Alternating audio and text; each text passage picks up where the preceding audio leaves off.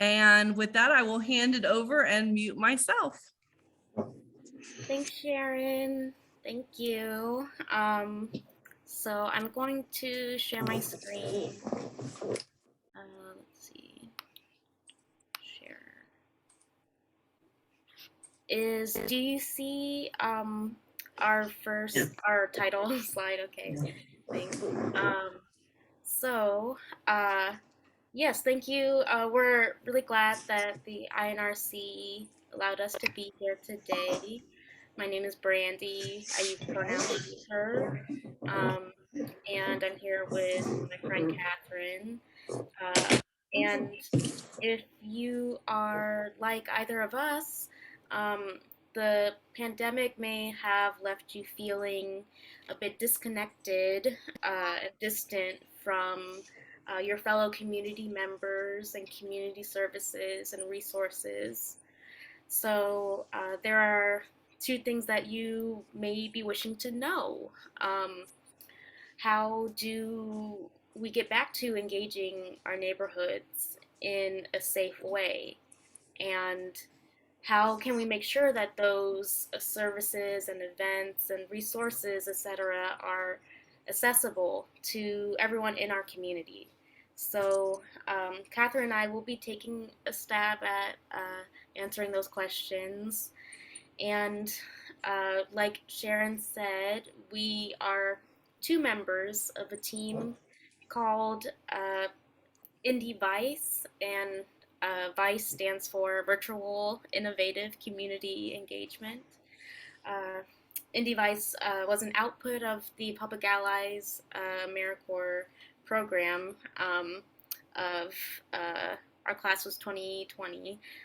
So during the program, Vice was tasked with determining how COVID-19 has impacted the ways people engage with their communities and how to get people engaging again in a safe way. So here's exactly what you can look forward to in our presentation. We will start with the issue or the task that we as Vice were set out to address. And then after that, we will share our research process. Like Sharon said, that included interviews, and it also included different kinds of research, online research. And then from there, we will discuss our findings of that research and the things that we recommend in terms of both virtual community engagement. And then at the end, we will shout out again the document, the handbook that our team wrote. And that is where you can learn more about a lot of the things that we will talk about in this presentation. So I will now pass it off to Katherine. Thank you, Brandi. The COVID-19 pandemic brought many unprecedented and pressing challenges for organizers seeking to maintain or increase engagement in their neighborhoods. The INRC sought to better understand these challenges. So last fall, they asked Brandi, myself, and a team of 5 more public allies to look into how neighborhood leaders were addressing the challenges of continuing to engage their communities during the pandemic and to make recommendations for how they could do so more effectively. Next slide. We began by interviewing 11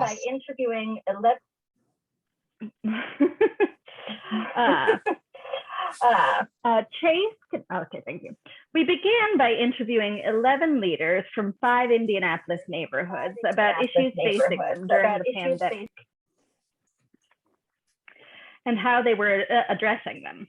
Feedback received was consistent across the board. Most of the challenges they were facing weren't new, but the pandemic made many of them much worse and reduced the effectiveness of tried and true community engagement strategies. Overall, engagement has dropped significantly since moving to virtual platforms. Technology barriers from low levels of digital literacy to lack of access to reliable internet are prevalent. And hard to reach populations generally have become even harder to reach once in-person methods were limited. Next slide. Local interviews gave us insight into the problems the pandemic has created for neighborhood leaders. To learn more about successful strategies and solutions other communities have devised for similar problems, we turned to the internet. We consulted resources from the Urban Institute, Harvard's Ash Center for Democratic Governance and Innovation, and the Colorado Office of Health and Equity, and more, to find best practices for making virtual engagement accessible to all, maintaining safety and privacy for community engagement in the virtual space, and engaging younger neighbors and more. Slide. In the following sections, we will discuss our recommendations for addressing the concerns raised in our interviews. First, Brandi will give suggestions for how to use some of the tools we've adopted during the pandemic to better engage people who have disabilities and people whose primary language isn't English. Then I'll introduce some tips. Oh, actually, Brandi will introduce some tips for optimizing Zoom meetings and webinars, and I'll talk about using social media as a community engagement tool. And some considerations about engaging younger generations in neighborhood leadership. Finally, Brandi will present some people-powered tools to reach neighbors while socially distancing. Brandi?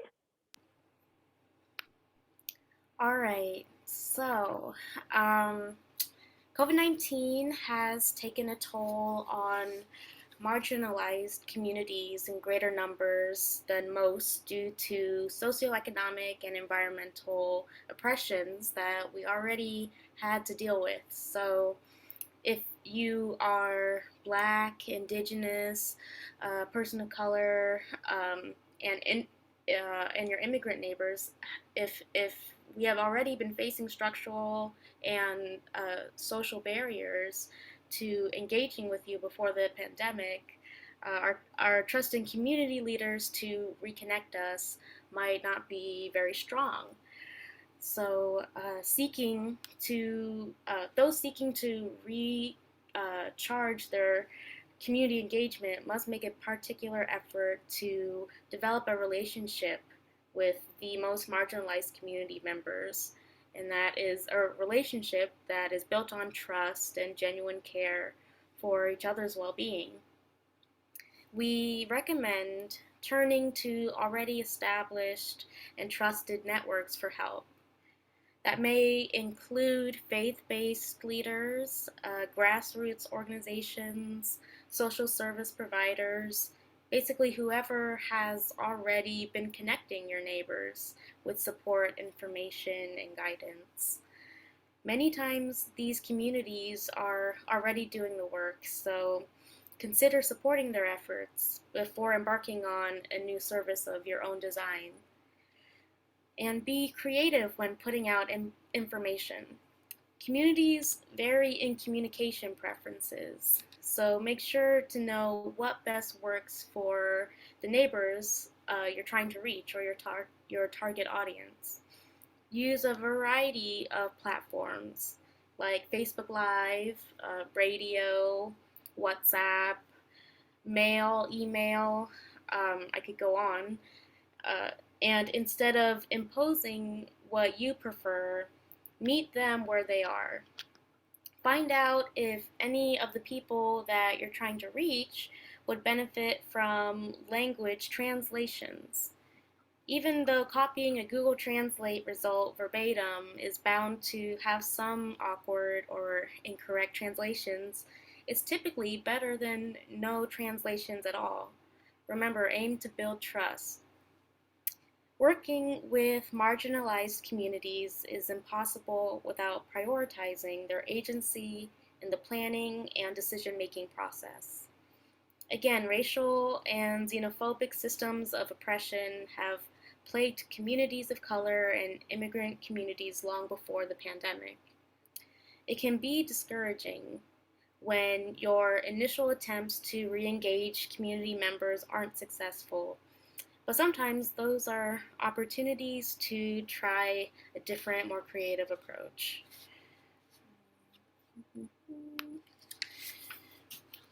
Another community that we must be sure to re-engage are persons with disabilities.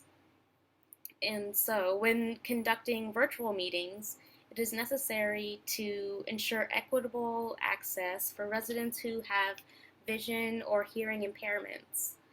If possible, neighborhood leaders should try to find out the accessibility needs of residents before conducting their meetings.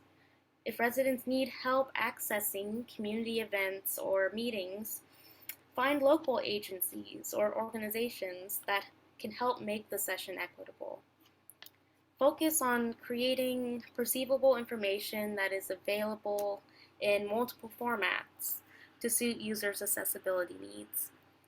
For example, to guarantee meeting access to visually impaired residents, be sure to convert documents to plain text, which is a format that can be translated into audio by text reading softwares or even into Braille. And I have an example of what plain text would look like. So most softwares like PowerPoint, Excel, and Word let users save a plain text version of that document or presentation. And prepare a text-friendly explanation of any graphics and complex visuals so anyone who's unable to see the graphic can still understand the information. Platforms should be compatible with other technologies like screen readers to ensure full accessibility. Right. We also have recommendations for settings that can help in Zoom, and that's yours, right, Katherine? Okay, cool. Zoom is an amazing resource for connecting with your community, and it offers a lot of great options to make your meetings or webinars more accessible, but its extensive settings can be kind of confusing. So I'll be highlighting some settings that will help you optimize public Zoom meetings or webinars. Slide. When you're providing a space for community to meet virtually, you will likely be publicly sharing the information to join the meeting. Some people have taken advantage of the ease and anonymity of joining meetings to disrupt them. So it's important to consider the right level of security for your meeting. Pre-registration is the most secure option. It requires all attendees to enter their name and email address before they can join the meeting. When hosting a public meeting, this can create a barrier that will keep some people from joining. The waiting room feature is the next most secure. Each participant is first sent to a waiting room and must be admitted by the host. While this is very effective when you know who might be attending, for very large meetings or for meetings where you may not know everyone who is going to attend, this is less effective. Implementing a passcode is the least secure. To allow people to join easily, most people choose to embed the passcode in the invitation links.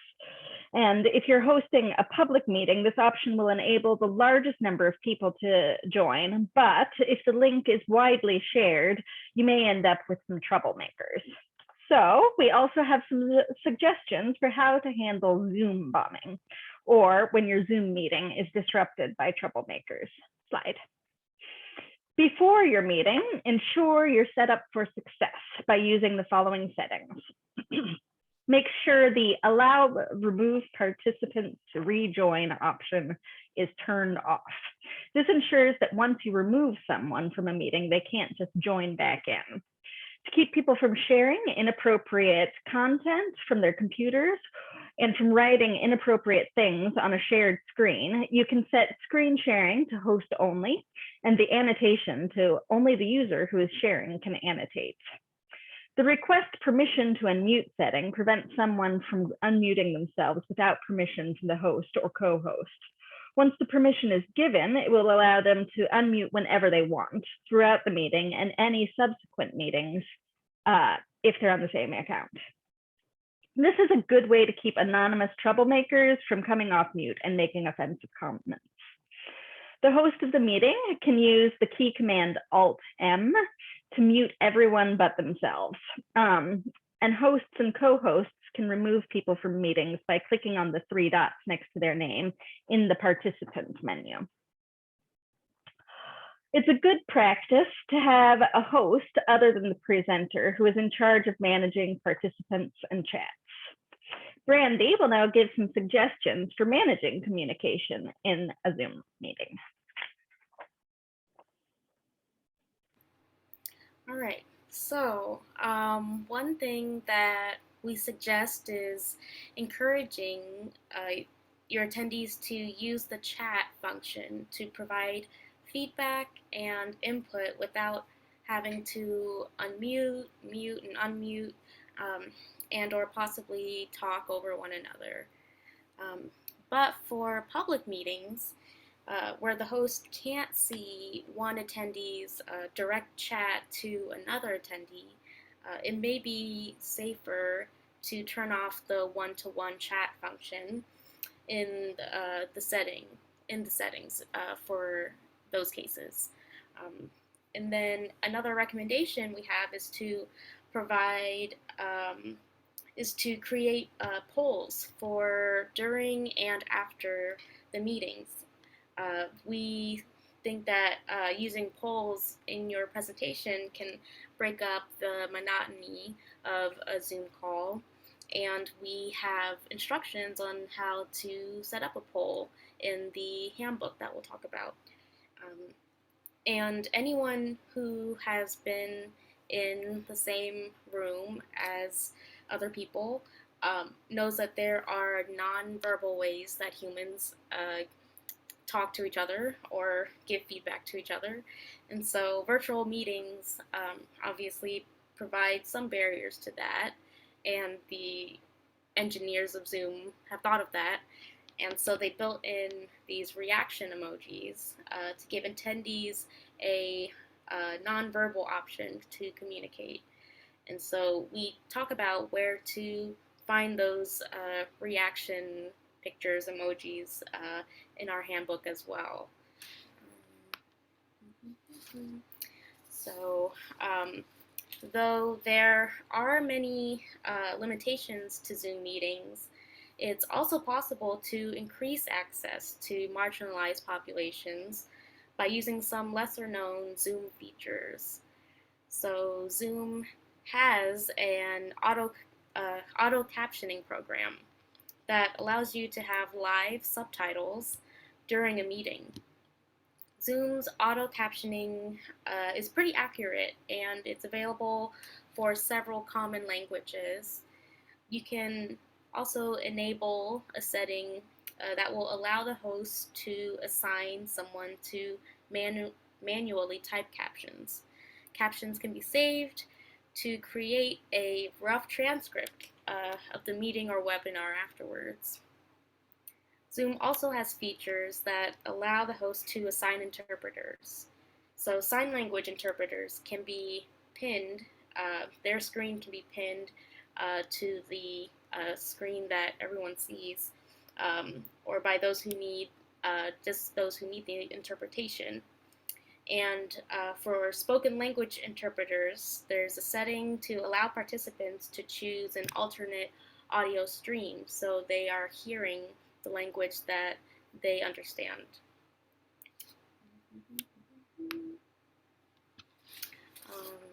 Okay. Poor internet speeds, older computer equipment, and limited technical knowledge can be barriers to access virtual meetings. So disabling HD video allows participants to join from their web browser or telephone, and that can reduce the amount of data that an attendee's computer or phone would need to connect to that meeting.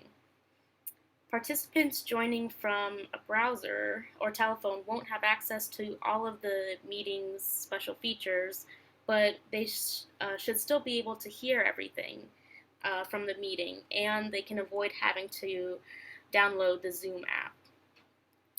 Another helpful feature is remote support, and this is really cool. So let's say you're hosting a meeting for folks who you know are maybe less like computer savvy or technically savvy.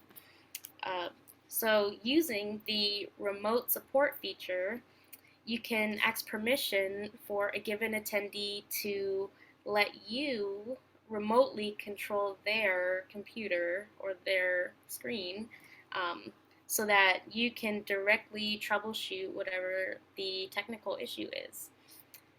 So we thought that was pretty cool.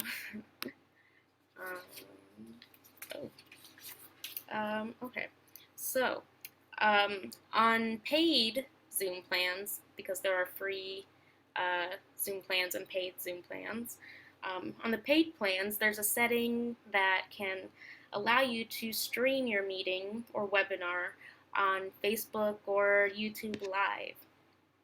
This can help increase access for those who can't get the hang of Zoom or can't access fast enough internet speeds or the data capacity to feasibly use a program like Zoom. So assigning someone to monitor comments on these other platforms like Facebook or YouTube will ensure that those who engage there can give live feedback in the comments or submit questions to the meeting happening on Zoom. If you have your own Facebook or YouTube page for you or your organization, you have the opportunity to give your followers or subscribers notifications when the meeting is live. During our interviews, community members whose neighborhoods were streaming their meetings on Facebook had much higher attendance than those who were only hosting on Zoom. So we thought that was pretty cool.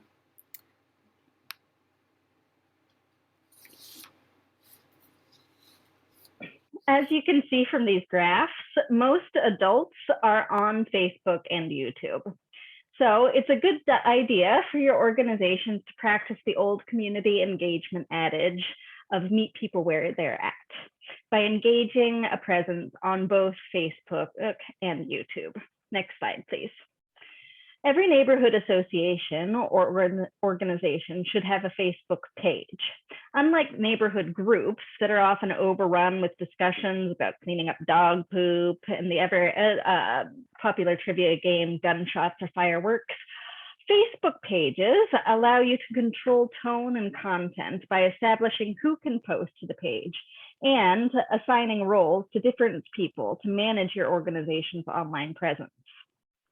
You should also consider establishing norms for engaging in your group, a code of conduct for your leadership, as well as community rules for posting on the page. These rules can help keep your leadership from getting sucked into the mire of social media conflict and create transparency about how the page is managed. Once you have your page all set up, you should take a few steps to help bring neighbors to your page. Invite neighbors to like your page, like neighborhood businesses and organizations pages. This will help boost the visibility of your own page for others who like those other pages that are associated. Join neighborhood groups, but don't comment here. It's a great place for social listening, but you should only interact in these types of groups to share your own page's events and updates. Slide. To ensure that your page's posts reach the largest possible number of neighbors, you need to work the algorithm. Facebook prioritizes what it deems to be high quality content. Posts with high quality pictures and videos or links to articles from established news sources are considered high quality content. If you make sure to use hashtags and tag local businesses and organizations to broaden your post's reach.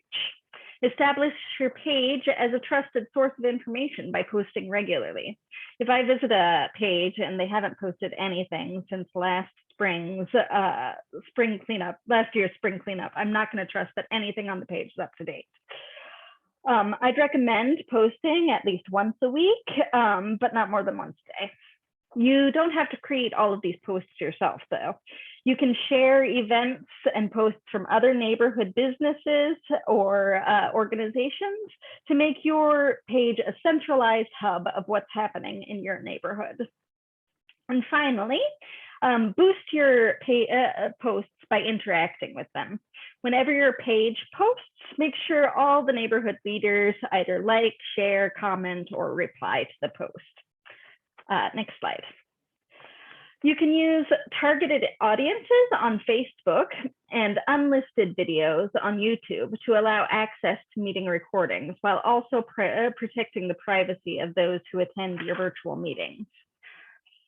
Some other applications that can help you manage online engagement are Hootsuite, which allows you to schedule social media posts and monitor social media pages for keywords and mentions. Brandi, we're on the next slide. And Google Alerts help you stay up to date when your organization is in the news. Hootsuite has a free account that allows you to monitor, I think, 3 accounts. Then they have a paid account, but next slide. Then WhatsApp is a video and calling app with simple phone-like controls. Its reduced data needs and simple controls make it a great alternative for smaller meetings with those who may have difficulty accessing Zoom. WhatsApp is widely used in less developed countries in place of phone service. So many immigrant groups are already very familiar with WhatsApp. Next slide. Another application of interest is Slack. Slack is a virtual workplace that allows you to organize all communications by project or idea. Slack saves relevant documents and communications in a searchable channel. And nonprofit organizations can get a standard account for free.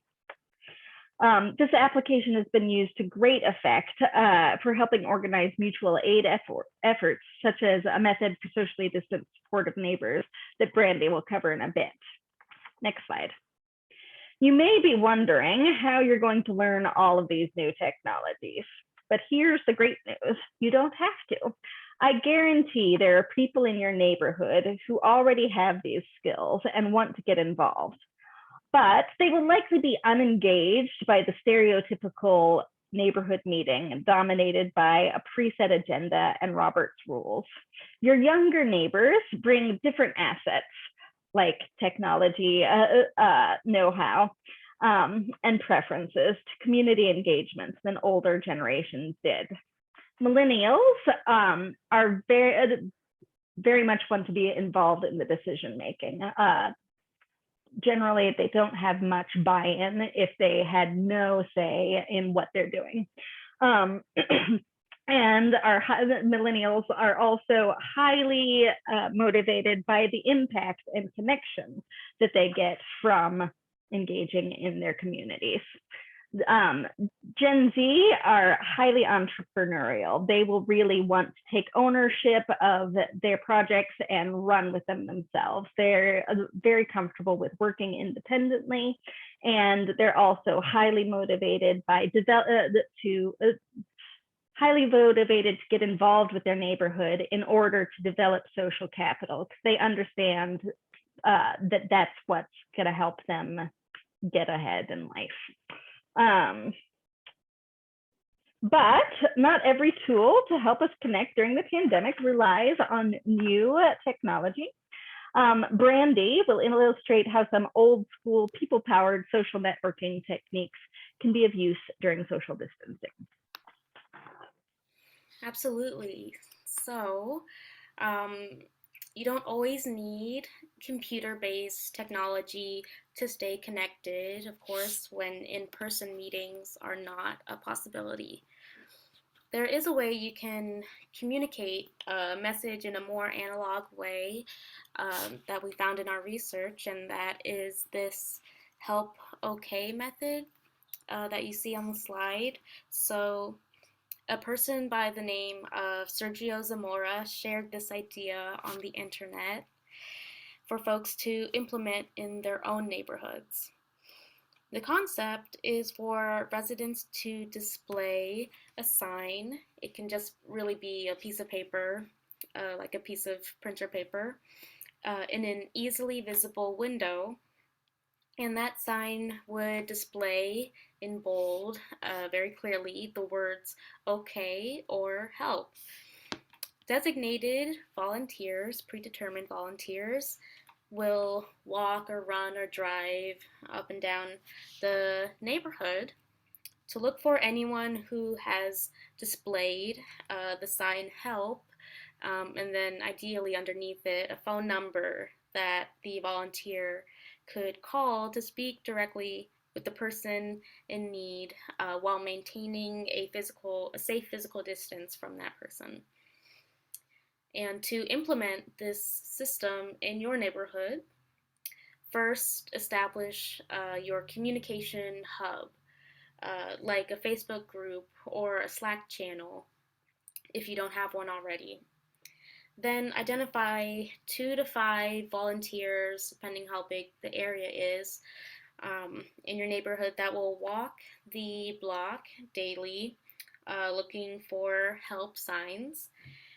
If they see a help sign, they should call the number on it and then ask the neighbor what support is needed, and then post that need on your block's communication hub, like your Facebook group.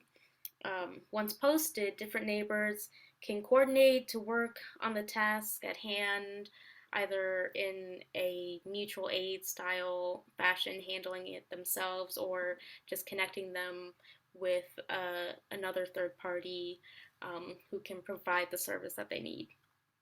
And so don't forget to print those help okay signs and distribute them to neighbors in your block.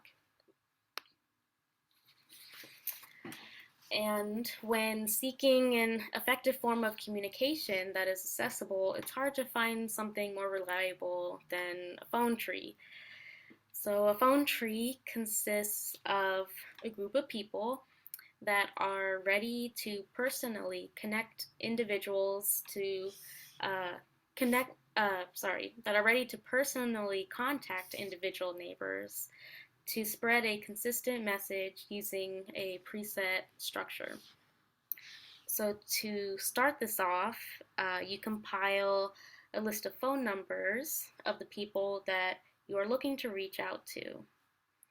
Next, you need to recruit a small number of reliable neighbors to be your key group of communicators, which is illustrated by that visual there. The key group is that next level underneath coordinator. So once your key group of communicators is set, you divide the list of phone numbers into groups so that each communicator is responsible for one group, and that group is displayed in the visual underneath each key member. So that way, when a message needs to be spread throughout the neighborhood, the key group will personally contact neighbors and be neighbors in their group and be able to report back in a timely fashion. This strategy could be used for mobilizing or notifying neighbors, increasing turnout in meetings, or simply saving on printing and postage. So phone trees are easy to put together. They're generally very accessible for community members and easy to activate when needed. So these are just a few ideas for how to re-engage your neighbors and communities virtually and otherwise. If you'd like more information on any of the topics we've discussed, you can read our handbook. As Sharon said, it's called Logging In with Community, like this presentation. Safe community engagement for Indianapolis neighborhoods during COVID-19 and beyond. And you will get direct access to our handbook in your email after this presentation. And you can also find it if you end up losing that message or email. You can find it on the INRC's website. And I wanted to just illustrate like how easy it is to find on the INRC's website. So I think what I'll do is actually, is this like sharing? Oh, okay, those are my text messages. Don't look at that. Okay, and that's a secret document. Okay, go back to the presentation. I have to stop sharing the presentation. Escape button. Sharing. Okay, yep. And then whoops. Okay. Yeah. So if you're at the main page of the INRC's website, you can go to supporting neighborhoods on the main menu, and then you'll see toolkits. So you can click on toolkits, and that will take you to this page where it has more options for the supporting neighborhoods drop-down menu, and you can see logging in with Community Handbook is one of those options in the drop-down menu, or you can find it on the right side column. And once you click on that, it will take you to our handbook. It looks really nice. We're really proud of it, and it has a lot of helpful information in it. And it also talks more about us as a Public Allies team, our project, and our research process. So definitely check that out. So let's see. I want to go back to presenting this. It's loading. Okay, so yeah, but thank you for listening, and thank you again for the INRC for letting us be here. And if time permits, and I think it does, we would love to hear your thoughts or questions or your experiences with virtual engagement, or just any feedback that you'd like to share. So that can happen now.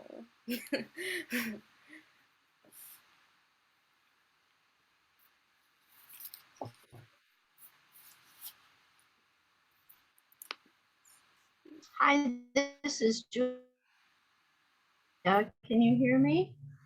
Yes. Yep, Julie, you're breaking up Hello? just a little bit, but I think we can hear you. Okay. What was the most surprising thing you found out in your research? What surprised you the most? What surprised I think that what surprised me the most was when we were interviewing different community leaders here in Indianapolis, and although I expected most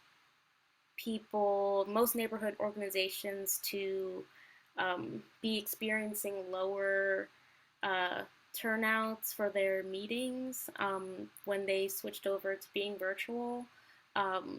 I was surprised to see that there were a couple of neighborhoods who actually started to have higher rates of people being there, of people attending the meetings once it was virtual, once it was on Zoom, and once it was being streamed on Facebook and YouTube. So that just, I think, speaks to just how accessible sometimes a virtual setting is for folks, and maybe even just using our virtual resources kind of gets the word out in a way that kind of word of mouth may not. So that is definitely the first thing that comes to mind in terms of something that surprised me. Yeah. Yeah, piggybacking on what Brandi said about the neighborhood that saw increased attendance at their meetings, they also mentioned that like the demographics of their meeting had changed, whereas when they were in person, it was a lot of the older, more established neighborhood leaders. But once they switched to streaming on Facebook, they ended up with a lot of caregivers, young mothers, or mothers with young children, and people with disabilities showing up who hadn't been able to come to in-person meetings. I think what I found, I mean, for me, the thing that was most interesting, I won't say surprising, was just all of the opportunities that these virtual tools open up for engaging with communities that are frequently left out, like people for whom English isn't their primary language, or people with disabilities.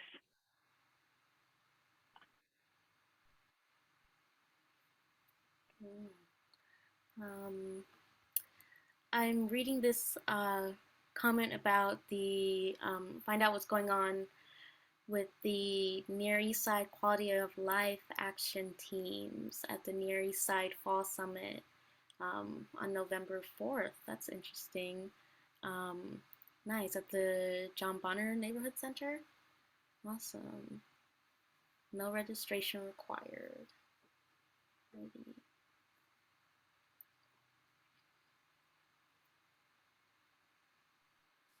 All right. Are there any other questions or comments for Katherine or Brandi before we wrap up and let everyone go back to their evening? I have one. Hi, I'm Chase Rainey with Historic Watson Park. My question is, do we think that once COVID is over, whenever that is, do you think that virtual meetings will still have a stronghold, or do you think we'll switch over to in person? Because I've had the same experience of like, I've seen more people engaged in a virtual meeting. I feel like it's meeting a lot of people where they are, but we still have that gap of people who don't have access to technology or who aren't able to enjoy meetings the same way. So my question is, I mean, it's kind of open-ended, is does anyone feel like they're going to keep their virtual meetings, or are they going to move them back into person or back in person? You know, for me, we don't have a building that we can just like go have a meeting at, right? So we're at a park and it's weather dependent. You know, if it's a cloudy or cold day, it might sway people. So, you know, for me personally, I think that, okay, maybe Zoom is the way to go for our meetings, because we're meeting people at their most convenient. You know, I'm here at work and I'm able to host or be in a meeting where I would have to drive 30 minutes back home to be able to be at this meeting. So that's just kind of my thoughts of, you know, as we're trying to restructure and think of moving forward out of the pandemic, whenever that is, what everybody else is kind of thinking their meetings are going to look like. I know that there were a few people that we talked to who were definitely planning on trying to figure out how to still offer their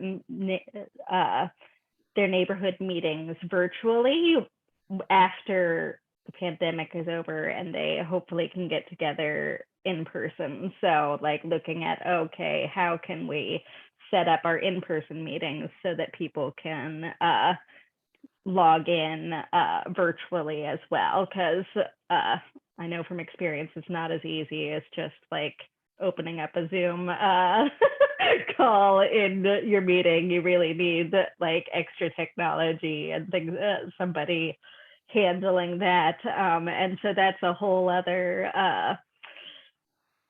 set of issues to get into. But yeah,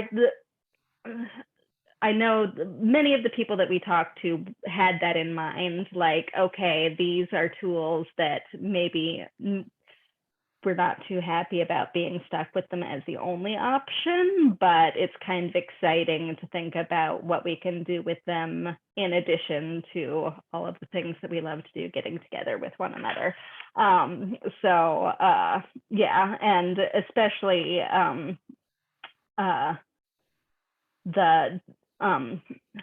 I interviewed one lady who has some physical disabilities that really keeps her from being able to go to a lot of meetings she wants to go to. And she was just like, I love it. And I really, really hope that people continue to host meetings virtually after the pandemic is over. So I think and I hope that we will see sort of a combination and people being really intentional about, okay, is this better as a virtual meeting, or is this something where people will really gain something meaningful from being in the same room interacting with each other?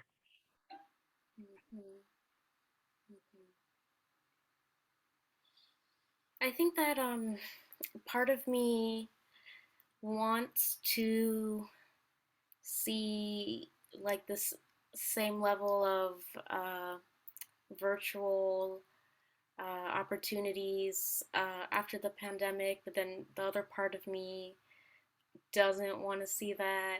Um, and I think that the part of me that does is my introverted self that really appreciates not having to leave my the comfort of my home to participate and to socialize. But the other part of me recognizes that there is so much good and opportunity that comes from just being in a different space and being just around other people. There are definitely important social skills that come with that, and it is just really important, I think, to people's well-being to be able to just move about in the world, like in ways that like don't have so many like where they're not really being I think that the way neighborhoods I really like when neighborhoods like offer programming and stuff, because typically it's like not something that one has to pay or pay very much to participate in, and it still allows folks to congregate, and that's like really important for people's well-being. And there's not a lot of opportunities for folks to just occupy a space without the like without the stipulation of having, you have to buy something to be in this space, you have to pay something to be in this space. Like neighborhood programming, typically like you're allowed to just be. And so I hope that like virtual alternatives don't take the place of those the programming that just allows people to be in spaces other than their homes. So those are my thoughts on it too. Thank you, Brandi. Did anyone else have any lingering questions that they wanted to ask or open up for the group?